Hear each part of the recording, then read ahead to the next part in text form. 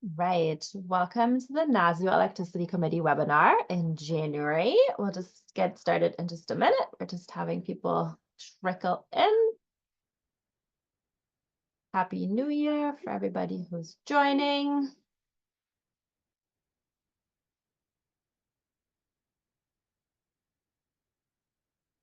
Right. Seeing that the trickling in has slowed down, we're just going to get started. I know people are still joining, but in the interest of time, welcome to the NASEO Electricity Committee webinar. The National Association of State Energy Officials, our Electricity Committee hosts webinar every quarter, and we're very excited for 2025 to kick off with a webinar on best practices in integrated resource planning and hear from the authors of a guide for planners developing the electricity resource mix of the future. Next slide, please. Before we get started, just a quick reminder on webinar housekeeping. I know everybody knows, but still, this is a webinar, so you're muted. If you would like to change your Zoom profile name to include your name, affiliation, and state, that'd be great, just to know who's in the room. You can do this by right-clicking on your name and selecting rename. And then if you have questions, we're collecting questions throughout the webinar. Please enter them in the Q&A box, and we will answer the questions in turn at the end of the presentation. Next slide, please. Just for you all who don't know NASEO, we have a bunch of programs and priorities. The electricity program is only one of them, but we do also have buildings, climate, financing, workforce, resilience foci, an equity committee.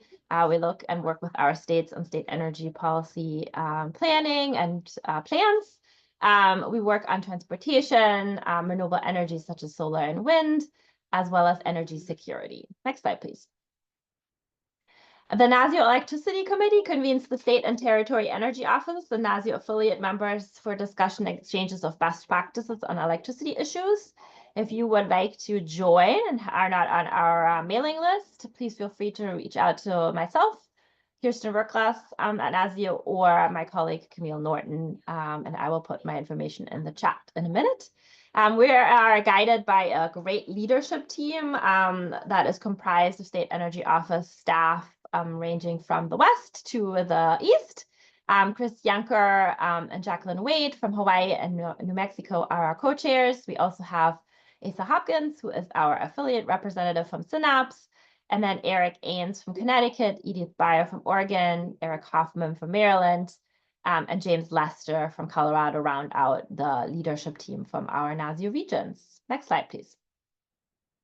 So with that, I'm really excited to introduce our presenters for today. We have three speakers from Synapse Energy Economics, Bruce Bewald, Divi Glick, and Shelley Kwok. And they're joined also by JP Carvalho from the Lawrence Berkeley National Laboratory. This team has worked on the report that they're presenting. And with that, I will turn it over to Bruce and JP. Please feel free to bring up your slides. Hi, so I'll start talking while the slides come up. This is Bruce Bewald from Synapse, and you're going to hear from the rest of the project team, Devi and Shelley and JP. But I just wanted to give some quick context and tell you, how excited I am to have this report out in the world and to be talking about it with you all. You already understand that integrated resource planning is super important because you're here on this webinar. But from my experience, there's a lot of stuff about it, but there's not that much that really is kind of best practice, by resource planners, for resource planners. No detail too detailed or nerdy. So we like to think we've got the big picture covered and the details, and you'll get some impression of that today. Synapse did a best practices report like 10, maybe 11 years ago now. And, it was available on our website. It's one of the best sellers, for free, but the most downloaded, most referenced report that we've ever done. We do a lot of reports. So that was saying something, and I was really feeling like it was getting out of date.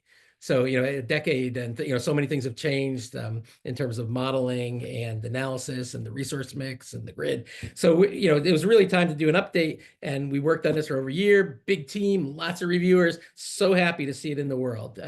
My hope for it is that it will contribute, to a culture of excellence in resource planning. It's a wide range of quality in resource plans. Some are pretty good, some are pretty lousy, and it's a real mix. And we'd like to kind of bring up the standard and the practice. So my hope is that we can do more workshops and trainings and ways to get this out in the world. If you have thoughts about other places that we should do that, let us know. Be in touch. That's what we want to do. Next slide. So this is kind of organized around a checklist. I realize I can't read it, so you probably can't read it. But 50 best practices. So we're trying to make it very concrete. And it's the kind of thing with a checklist where if you're doing a resource plan, at the beginning, the middle, and the end, you might check how you're doing against these best practices and see if you're forgetting something or falling short somewhere. Ideally, this could be used by people doing IRPs or reviewing IRPs. And my dream is that someday we'll have something like like accountants have standards and kind of minimum standards for like this is a decent job of accounting and representing a company on the books. And it would be great if a commission could get an IRP with a some kind of assurance that this meets certain quality standards like these 50 best practices. Next slide. So 50 is a lot. So they're organized into categories depicted here, and then and they correspond roughly to the process of an IRP. You're starting with inputs, and then some scenarios and details of modeling and results, and all along the way there ought to be stakeholder engagement. So that's one of the themes here. It's not just technical; it's how to really engage with the interveners, the regulators, state energy offices. To make sure that this is, that we're getting an IRP that's really going to be useful. Next slide. And so the IRP, sometimes when we say IRP, we mean the documents, right? Sometimes we mean the plan, which resources to be added when, and sometimes we talk about the IRP as a process. It can be all of these things, and it's important that they're all really done well to get the most value out of an IRP. You don't want to do a whole IRP and then at the end have it just be ignored or sometimes rejected by a commission. So that's a sad and unfortunate outcome. So we'd love to see a good, detailed, thorough process, come up with a rigorous plan that meets these 50 best practices as stated in the report. And then it's really useful as a framework for making decisions and communicating among the stakeholders and the companies about what to expect in the coming years and what direction the state or the service territory wants to go. Next slide. And so this is a map of kind of where IRP is done. Sometimes it's just a requirement to file a plan. Sometimes it's a full IRP, like in these blue states. And then, sometimes there's a lot of scrutiny. I mentioned, sometimes IRPs can be rejected by the commission. Sometimes they're just not, there's no formal, there is a process for formal approval, but commission might or might not approve it or acknowledge it. And so, we'd like to see IRPs done really well with a lot of buy-in and then, have that kind of commitment from the participation and then commitment from the full range of stakeholders to get the full value from resource planning process. So that's my overview, and I'm handing it off to Debbie, I believe. Great, thanks, Bruce.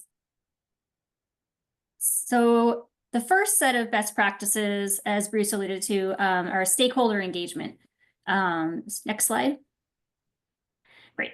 So we have two best practices focused on stakeholder engagement, and they really all are focused on the general best practices around transparency and access to information and to modeling.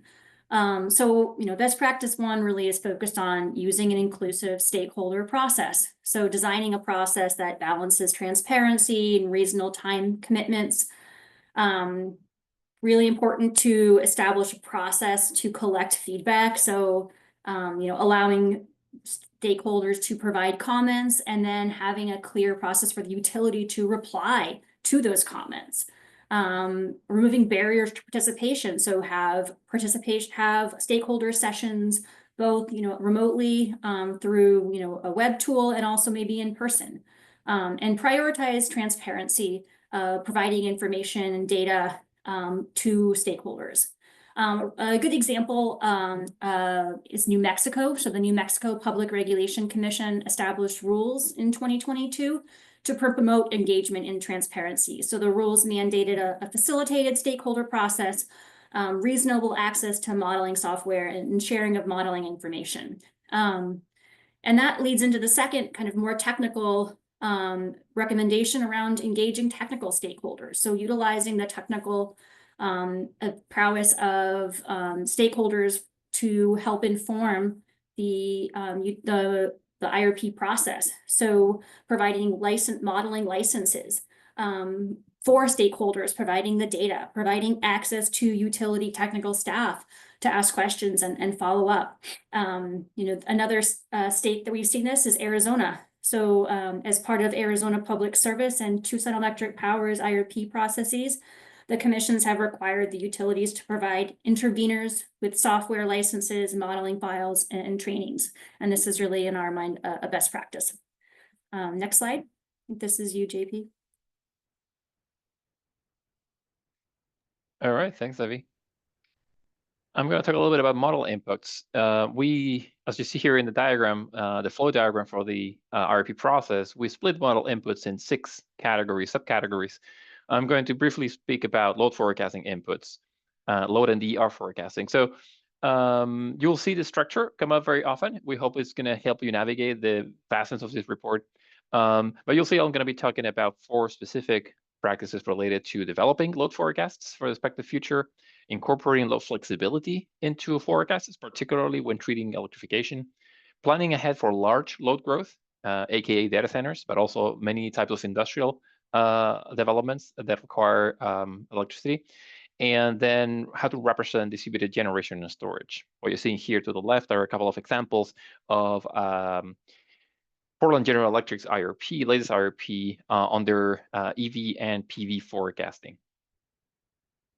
So in load forecast, 2 best practices that are related. One is to develop a load forecast for the expected future, and the other one is to plan ahead for large load growth. And we're splitting these because the best practice 8 is largely focused on types of end uses forecasts, so residential, commercial, and smaller industrial forecasts. We're proposing that these forecasts should all turn into end use base. And this is a relatively common practice, but it's not actually a widespread practice. We're proposing that end use based models are needed to capture the details of each type of end use and the ways those details, especially operational details, connect to demand flexibility benefits.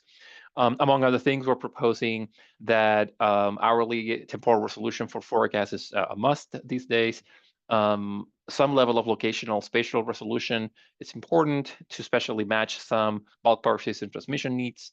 As I mentioned, the end use focus is important to represent especially new end uses for which historical use there is lacking. So it's important to use the traditional statistical adjusted end use models that are enhanced by splitting these forecasts in adoption, operation, and flexibility. So we're proposing that we should see clearly adoption, operation, and flexibility as separate variables to be forecasted in general in load forecast. We're proposing the internalization of any state level electrification goals, so some clear accounting on what are the goals that the IRP should meet, or either on electrification directly or indirectly through decarbonization goals. And for large load, we provide a whole specific set of practices. I'm highlighting 3 of them here.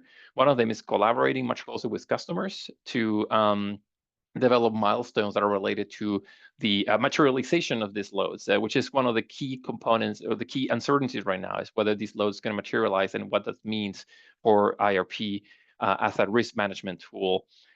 We propose that it's important to work with this customer to manage the timing of these loads and achieve a win-win. So in some ways, there are certain retirements or installation timing for existing resources that could be matched better with the customers that are looking to interconnect. And then we think we have to integrate these large loads into IRP, mostly through the scenario planning approach and in the models as well, such that we can have specific scenarios that examine the impacts and outcomes of having some of these large loads show up or not show up. On the behind the meter side, we're proposing 2 best practices related to managing load flexibility or incorporating it into the forecast, as well as being transparent on how to represent these resources. We have found in our analysis that largely the way the ERs in general are represented tend to be very obscure. It's not clear whether they're subtracted as a net load and what are the properties of those forecasts, and what, especially as you deal separately with adoption forecasts and operation forecasts, and what are the assumptions behind operation forecasts, especially on the types of resources that can be managed, like EV charging. So we're proposing a series of best practices in this space related to one case proposing that demand response could remain in the market potential study, the traditional space where demand side resources have been analyzed in IRP, and I'll touch on this a little bit later on demand side resources. But we propose that EV and heat pumps are such that they could be brought into this section of the forecast and treated as a resource directly. We're proposing separately forecasting, again, adoption of the ERs over space and time, just like and matching the granularity and resolution that you're using for your native load forecast, such a way that there is complete consistency. And again, being very clear about the types of policy, regulatory, and retail rate incentives that are following and influencing the adoption patterns that the IRP is proposing. The propensity of adoption method seems to be an emerging, or actually a best practice that's being used by some IRPs already. Operational modeling doesn't yet have a best practice. That's what we're proposing, playing with scenarios that show different potential operational strategies. And then if there's a distribution system plan available, we are proposing, and this is also going to be explored later, the IRP develop some level of consistency with the DSP. On the demand side resources, this is another level of model input that I'm going to briefly describe and then pass it back to Debbie for the supply side inputs. We are offering 4 best practices that are mostly geared towards transparent, thoughtful assumptions and in general modeling of demand side resources, the use of scenario modeling in demand side resources as well, which has been largely unused, but we believe has strong potential and is proven in some IRPs that are using already scenario-based modeling on demand side resources, as well as ensuring that there is consistency, especially when we have the traditional market potential study that is a side report that feeds into the IRP, where we might want to make sure that there is consistency in the assumptions in both the IRP and this market potential study. In general, we are offering early in this section of demand side resources that there are two general ways to represent demand side resources, such as a load modifier or as an actual resource. We explain why there are some pros and cons for each, but we don't make any particular recommendation because we believe that the way demand side resources are incorporated does reflect some historical and legacy trends that regulators and practitioners generally prefer. But we offer these 4 best practices geared towards improving, in either case, the representation of demand side resources in IRP. With that, I'm going to pass it back to Debbie. Great. Thanks, JP.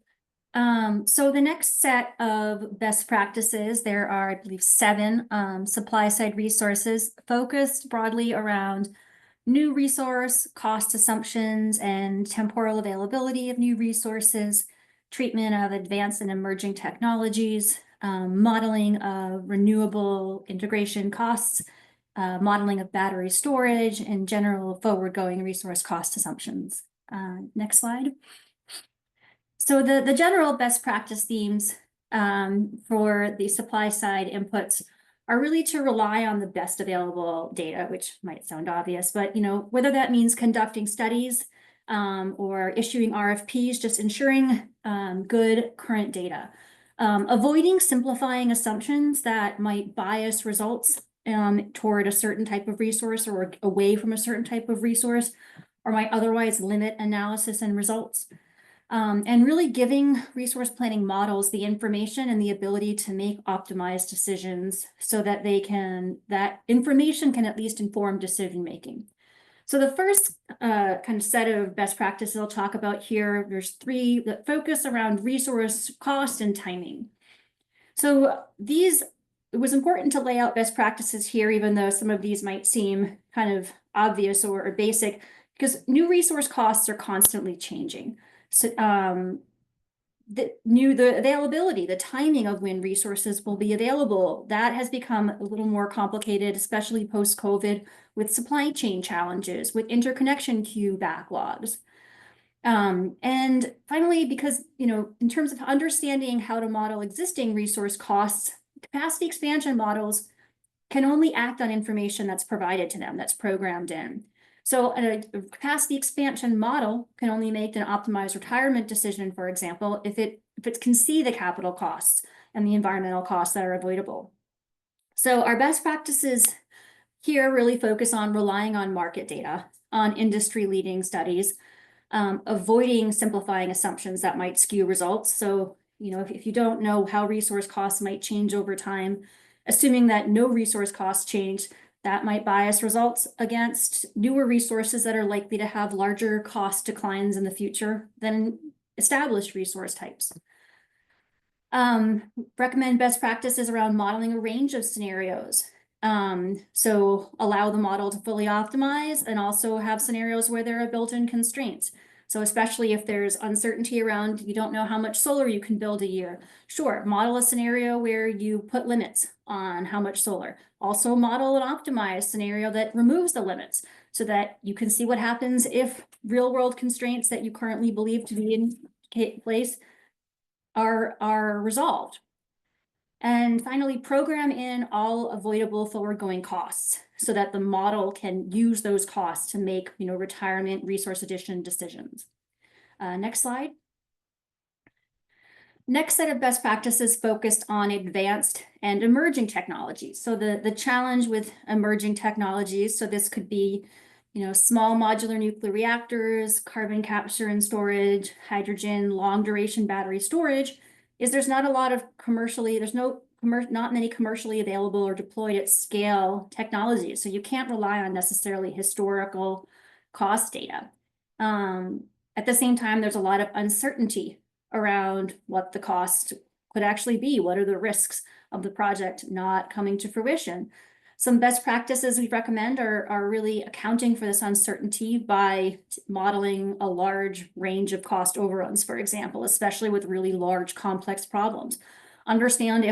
To understand, does a project still make sense if it goes over by 20%, 50%, 100%? Being unbiased in which technologies you're modeling. So not cherry picking certain technologies, trying to consider all viable technologies. Conducting studies when necessary to understand what inputs to model, and relying on reasonable timelines for deployment. So, if you think that carbon capture is possible, maybe model that in 5 years, 10 years, 8 years. Don't model that tomorrow. Don't model that in 3 years. Have a reasonable, defensible timeline. Next slide. And then finally, the final two supply side best practices are around clean energy resources, so renewables and battery storage.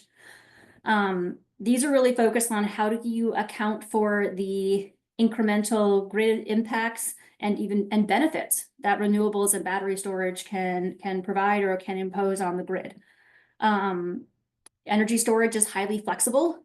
It can provide value to the system, but there's also a range of battery storage resources. So modeling the value and the cost of the different types of battery storage resources is important to match up with the needs of the utility system. Some of the best practices here are around conducting external renewable integration studies. So, and sync up the studies and the resource planning to avoid double counting. So if I listed some grid services on the side, but making sure that your external studies are only counting and only including a cost for resources and for services that are not already captured in your other production costs and capacity expansion modeling.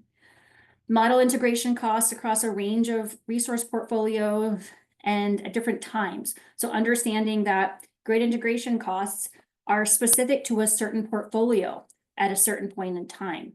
So you can't just model a single portfolio in the present and say that that will be the integration costs required for renewables at any point in time. And then really understanding and modeling the cost and value of different services of different durations of storage. Next slide, please, JP. So now we've come to the other kind of external interactions and how to model those in an IRP.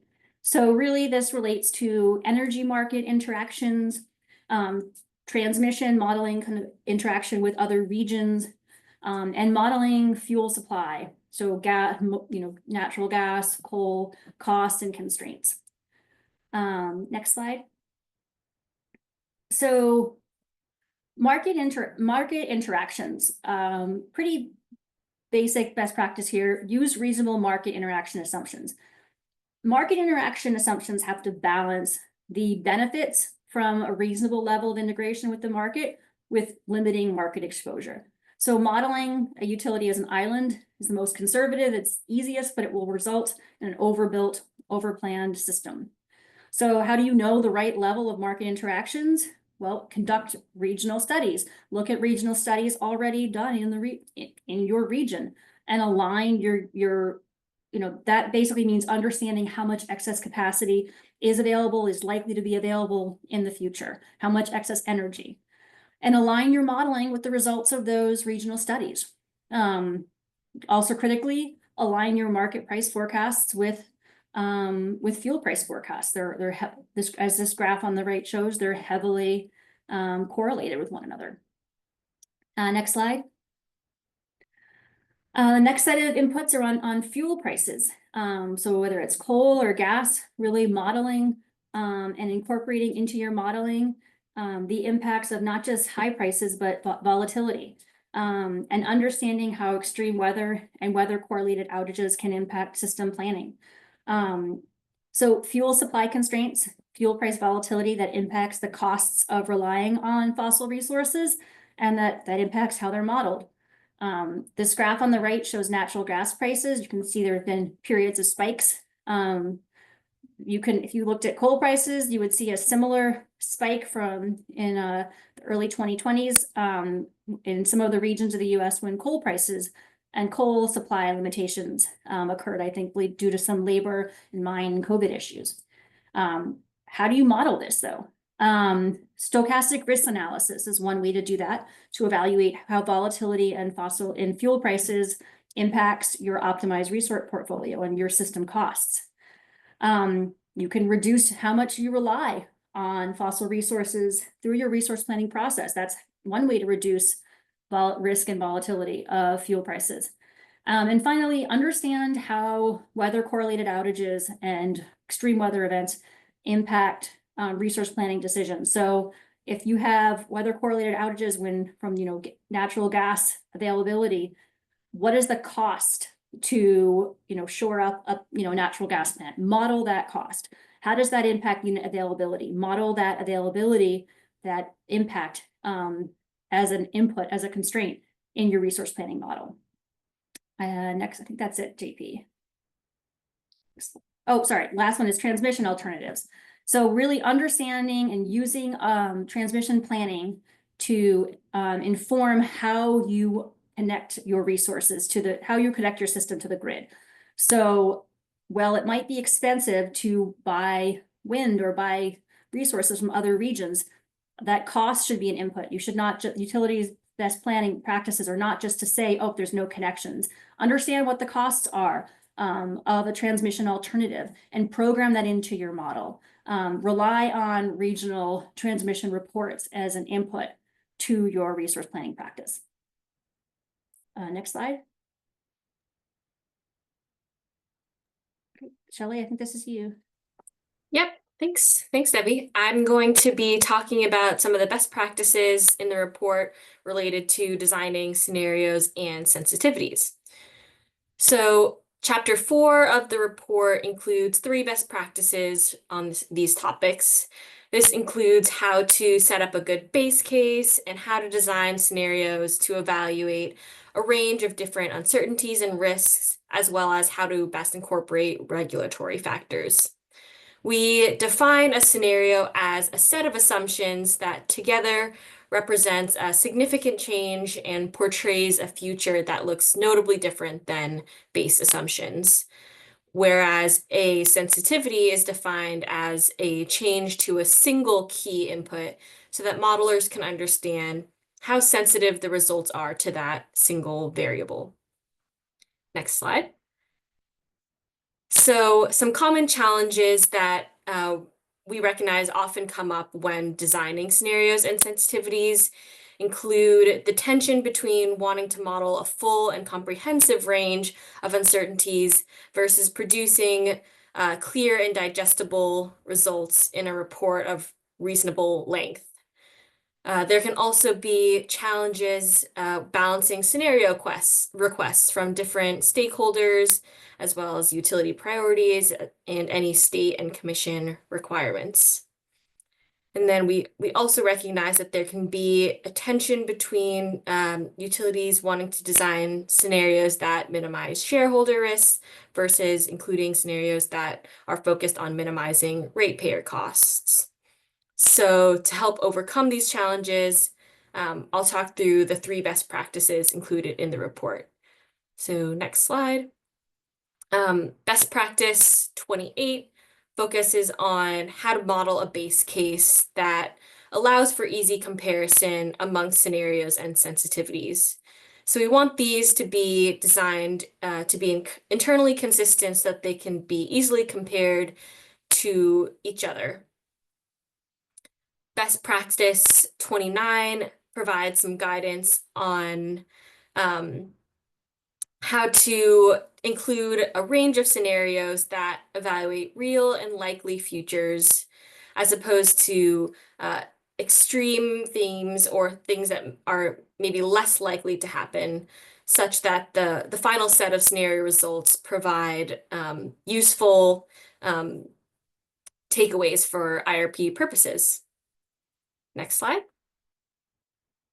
And then best practice 30 is all about how to incorporate and plan for regulatory uncertainty. This can be quite challenging, but the report describes how best practice would be to model all final, proposed, and likely regulations, ideally in the base case and as many scenarios as possible, to allow the utility time for proactive planning and to help identify no regrets actions. So if a utility only models compliance with these regulations as a single scenario and not in the base case, it could limit their ability to proactively plan for a future with the regulations in place. We recognize that because there can be uncertainty with certain proposed and even likely regulations, utilities may want to run sensitivities to analyze what alternative futures could look like with varying levels of regulations. And ultimately, we want to discourage modelers from assuming that proposed regulations will not exist in the future, since that could lead to costly decisions and delays. And with that, I think it's back to JP. Thanks. That's right. Thanks, Shelley. I'm going to speak about models. Modeling, as you all know, is at the core of IRP as a process and as a plan. And we have laid out something like 10 best practices in this particular chapter on running the models and iterating models, which is in itself a practice that we also recommend and suggest. In addition to 3 related practices on resource adequacy that are touched earlier in the report, that are a mix of technical and modeling practices with some institutional elements. These best practices related to modeling cover the need for choosing and calibrating capacity expansion and production cost model, and again, using them iteratively. Touch on how to select geographic and temporal scales. One of the key elements that Debbie already alluded to, the idea of letting models optimize, so reducing the amount of hard-coded constraints in models and increasing the amount of variables that models can choose from, both capacity expansion and production costs, including retirement decisions that tend to be hard-coded, and we're suggesting that there's ways in which this can be also part of the outcome of the model effort. We have a couple of best practices geared towards capturing the value of energy storage, which is a relatively new resource to explore in terms of modeling. and has its own challenges, especially as energy storage duration gets longer. And finally, we offer best practice on stochastic approaches coming up of some utilities in the Northwest. Rather than in this case going practice by practice, which will take probably the remaining time in this webinar, we thought we would take a look at this model diagram that we propose in the report, which I think in itself is a contribution because it shows in a succinct way the ways in which different types of models and their inputs and outputs relate as you produce an IRP, and suggests in these dotted lines ways in which the model relationship could be improved by making some of the outcomes of certain models or some of their inputs be related more iteratively and actively. Some of the best practices, as I must mention, are related to ensuring the capacity expansion of production cost models are state of the art. In general, we see this as a relatively best practice, as a widespread best practice. Most of the models used in both capacity expansion and production costs tend to be from well-known developers, but we believe there's potentially an aspirational practice where some sort of comparison and benchmarking could be achieved by a third party, such that there would be abundant information about the pros and cons of each one of these models. And so regulators and interveners in general can understand what are the trade-offs that IRP planners are making when choosing certain models and what to have in mind as they explore their results. We offer substantial advice on how to select spatial and temporal scales, recognizing the obvious trade-off between computational tractability and the level of detail. And so we're not going to go in detail, but as you see in the report, there's best practices, actually individual best practices focused on spatial and temporal scale definition. On the temporal side, focusing on the granularity of the analysis, as well as the planning horizon and dealing with some of these effects that occur when you're trying to plan over 20 years and more. We offer a few best practices related to calibrating the models, such a way that from the onset, the models are reflective of the current status of the power system they're modeling, and what things may not be done as you do that, what things might be actually overfitting models in ways that could be detrimental to the outcome of the effort. And then this notion of letting optimization model optimize, we kind of identify some core variables that tend to be incorporated as hard-coded decisions in the model. And we offer that at the very least, these should be treated as scenarios, but ideally some of these can be actually incorporated as decisions that the model can make, and then letting the model make those decisions and show through scenario analysis what are the general trends in terms of choices for either building certain resources or retiring certain resources. We propose using these models iteratively. This has both flavors in the production cost and capacity expansion model relationship, as well as the resource adequacy and capacity expansion model that should be used iteratively, such that the outcome of the planning process is indeed least cost on both the OPEX and the CAPEX, and also resource adequate with one single swing that is internally consistent. And finally, we suggest a couple of stochastic approaches, mostly to test the models. We don't believe the industry is ready to go into robust modeling efforts where the models themselves are stochastic. That is incredibly computationally expensive and hard to understand. But there are ways that we propose best practices to test the outcomes of this model in a stochastic way to ensure that the deviations that appear as the inputs are changed are within certain ranges and tolerances established by regulators and interveners. So with that, I'm going to give it back to Shelley on the treatment of results evaluation. Yep, thanks, JP. So chapter 6 of the report provides 5 different best practices related to evaluating results and communicating them to stakeholders. Next slide. So I'll highlight just a handful of them on today's webinar. Best practice 41 talks about how to use appropriate metrics to evaluate IRP results. We've recognized that utilities often use something like a scorecard or a matrix to summarize results across scenarios and to allow for easier comparisons between them. And this usually requires selecting certain metrics to highlight. So this best practice aims to help guide if a utility does want to use a scorecard to present results, what considerations it should make during that process. So most importantly, we say that the utility should be developing these metrics in close collaboration with stakeholders and regulators at the beginning of the IRP process. This helps with transparency and should guarantee that the chosen metrics don't end up skewing results in a way that is not aligned with region-specific needs and goals. So an example of a utility that is currently doing this best practice well is AES Indiana. In one of its prior IRPs, the utility aligned its scorecard metrics, shown here on the slide, with certain pillars that were defined by a task force that was actually created by the State General Assembly. And these pillars were designed to summarize the standards for electric utility service. Next slide.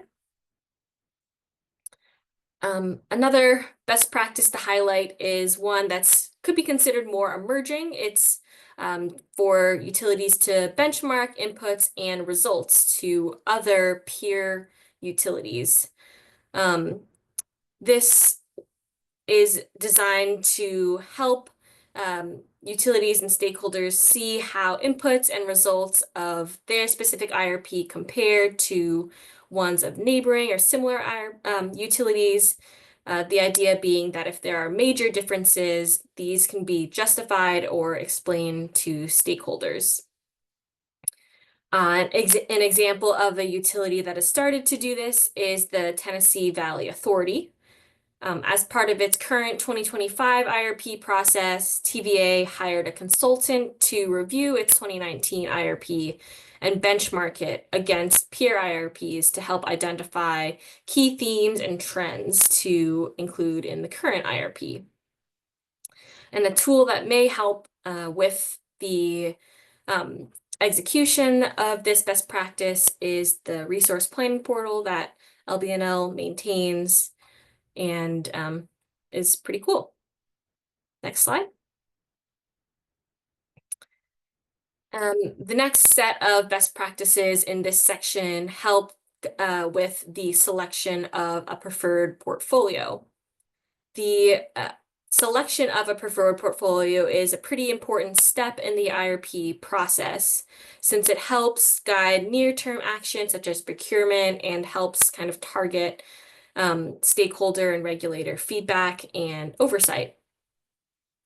It is not necessarily tying the utility to executing everything that the preferred portfolio says year by year, especially if conditions change. Next slide. So some of the challenges that selecting a preferred portfolio faces is balancing different cost and risk measures across portfolios.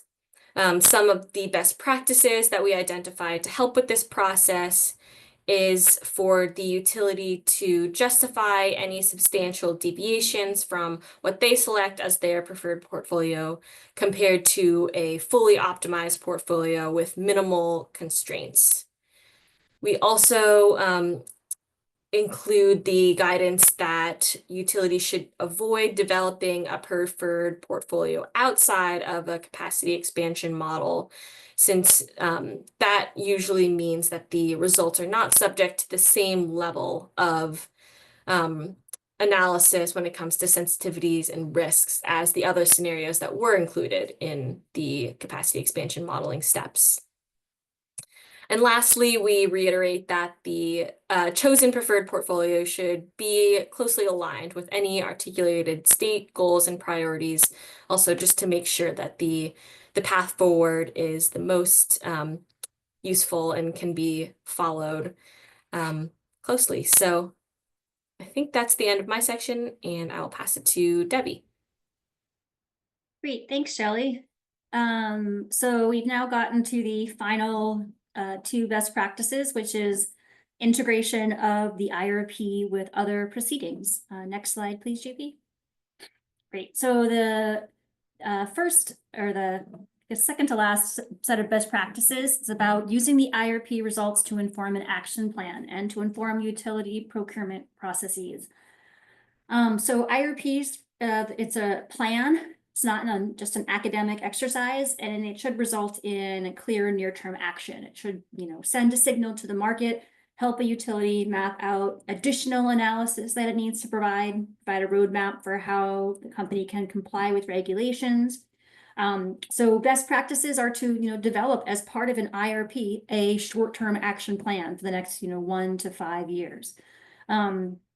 A well-developed action plan includes identification of, actual assets that that needs to be procured or built, plan for an RFP, a request for proposal, clear specificity around capacity, location, timing, identification of any outside analytical and any analysis that needs to be done in the near term, any additional reports that can improve resource planning in the future. And a clear strategy to comply with near-term mandates and targets and regulatory targets. Next slide. Our final set of best practices involve integration of the IRP with other utility proceedings. So I think there's 5 here, but an IRP is fundamentally focused on resource planning. It's mostly supply and demand side. However, a utility does not operate in a vacuum. And an IRP, an integrated resource plan, does not operate in total isolation silo from other utility proceedings. So transmission and distribution system planning, it should happen in a separate exercise. However, transmission, the inputs, the results of transmission planning should inform an IRP, and in the same respect, the outputs from an IRP should inform transmission and distribution system planning. So they should be integrated and aligned, even if they aren't done in a single huge exercise. Bill impacts and system costs. So bill impacts, cost allocation tends to be addressed through rate cases, but totally ignoring bill impacts and cost allocation impacts in a resource planning docket could result in suboptimal results. So not understanding how much it costs to build out a system in a certain way, how it could impact differentially different ratepayers, especially in an era with a new trend of large data center load. It's really important to understand what the bill impacts, what the system cost impacts will be of expanding the utilities resource system. Environmental justice impacts. So understanding how the utilities resource plan impacts environmental justice impacts, how that could align with other environmental justice dockets that are going on. I know in some states, environmental justice issues are dealt with in separate dockets instead of kind of being integrated into individual resource planning dockets. And natural gas planning. So integrate, obviously, utility electric system planning, deal with the electric side of natural gas use, but it's fundamentally cannot be separated from natural gas planning for natural gas utilities and system impacts. So viewing all of this not in a silo, not doing the integrated resource plan, not in a silo, being clear on how it interacts and how it feeds into and can take inputs from other proceedings, other system planning exercises that are going on. And I think that wraps it up.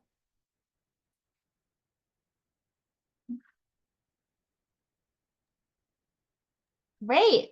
Thank you so much, Debbie, Shelley, JP, and Bruce. This was a great overview of a great report. And what I really like about the report is not only does it have this fabulous checklist, but also it has a lot of state examples to draw from. So appreciate you weaving that in. So to round it out, I just wanted to sort of ask you a few questions. One of them is sort of, this is an audience of state energy officers, so they're not the recipients of the IRP in most instances.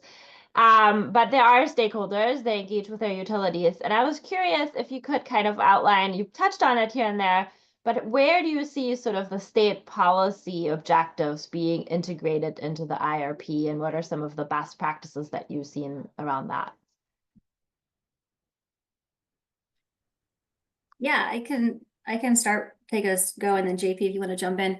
So I think there are a number of ways. So if there are, state, regulations, for example, I mean, if there's a law, it's pretty obvious that it needs to be integrated. So you have to get a certain percentage of generation from renewables, for example, to meet a state, clean energy mandate.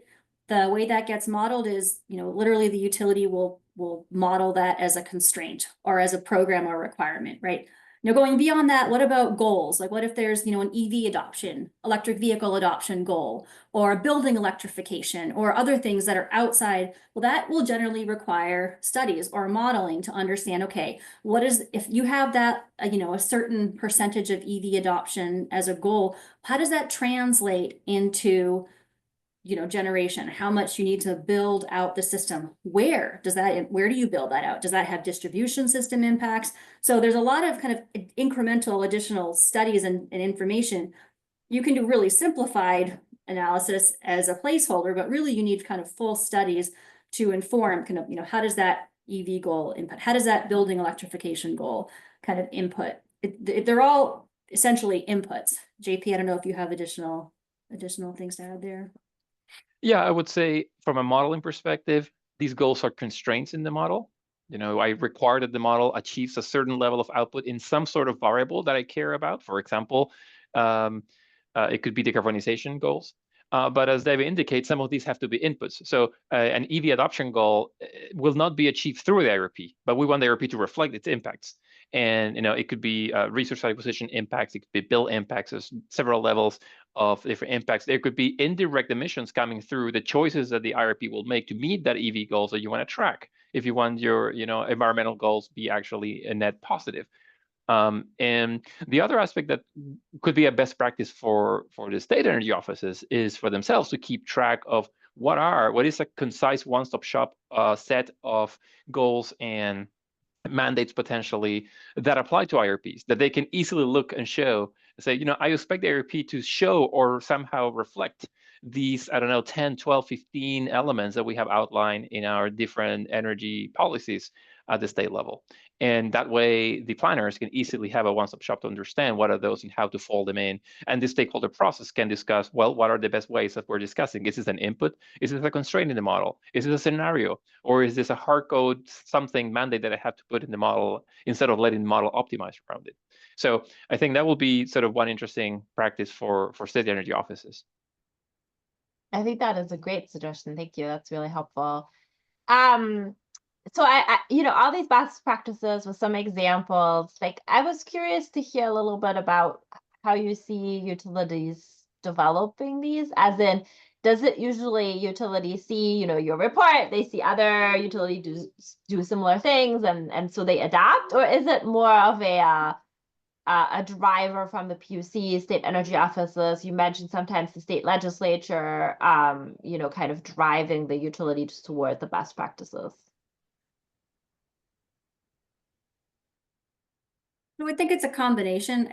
50 states, there's a wide variety of where each commission is in terms of the requirements, whether, you saw on the very early slides, even whether there is an IRP required, right? So in some states there are not even, and when I say some states that have, vertically integrated, utilities don't even require IRPs. So in those states, the commissions don't necessarily have history working with IRPs, don't have as much information to go on. And so, hopefully this report could be a good starting place for them to look and say, okay, these are best practices.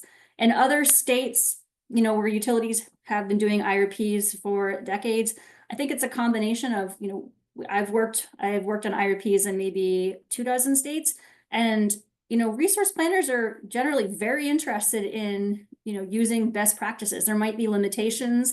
We might have disagreements on, exactly, what optimization means, or, you know, how to translate between, you know, real life limitations and, you know, model this is perfect reality.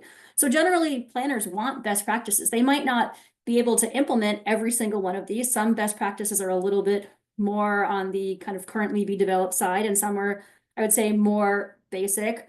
So I think it's a tool for commissioners to show them what the best practices are, for the planners to show them what, you know, to give them the tool so they can bring that to their bosses and say, hey, this is the best practice. And, you know, we'll see what happens. Yeah, I had to comment briefly on the state energy offices and the PUCs and their role. So I think state energy offices know a lot about the, you know, the energy systems in the state and the goals, and they could definitely get more involved in the IRP processes. I think it's a great place for energy offices to, you know, make sure that you know, some of the goals around electrification or heat pumps or reliability or, you know, environmental goals, and all sorts of state jobs, you know, all sorts of important aspects of the energy systems are being reflected in the IRPs. And I think state energy offices are in a great position to kind of bring up their views and good data and, you know, promote good practice. The utilities, I think, will sometimes innovate on their own, but you know, we can you know, help them along. And then also, I think utility commissions could do a lot more in terms of you know, good and best IRP practice. You know, I mean, commissions could you know, insist on things like, you know, we're not going to allow rate making, you know, rate basing for investments unless they've gone through a decent, you know, thorough planning process. Or if you're going to file an IRP utility, please file all the, you know, work papers and model runs at day one, like is recommended in this report, rather than wait, you know, and have the, you know, 4 months of a 6-month IRP process be about arguing whether the inputs to the model are confidential or, you know, commercial protected business information, things like that. So I think commissions could be much clearer about what they want in terms of process and what they want in terms of, you know, good planning. I think that's where this report could really come in. And you know, I'd love to see more of that. Great, that's perfect. Thank you so much. That's really helpful.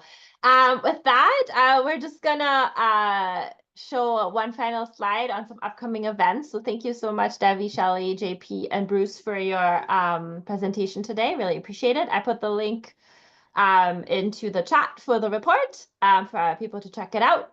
So just some upcoming events from the NASEO side. We will have our NASEO distribution working group meeting next week. If you want to sign up, I'm going to put the event link in the chat. I also wanted to highlight another event that is coming up in person, which is our integrated distribution system planning in March in Detroit. I'm going to put the link in the chat as well. We had a very successful version of this in December in Charlotte, North Carolina. So we will also have a site visit alongside of that. So stay tuned for some more information, but please check out the website. And then if you're interested in a new NASEO NARUC initiative on comprehensive electricity planning in an era of load growth, this is for the states and territories only. But this is an effort that's kicking off early this year in 2025, where we support the states on understanding how to plan for an era of load growth, data centers, onshoring of manufacturing, etc., and kind of based on some of earlier work on comprehensive electricity planning that NASEO and NARUC had done about 4 years ago. If you're interested in this, please reach out to me or Camille. Our emails are in the chat as well. And then next slide. I think that's it. With that, thank you so much to our presenters and to all of you who attended, and have a great start of 2025. Thank you so much. Have a good day. Bye.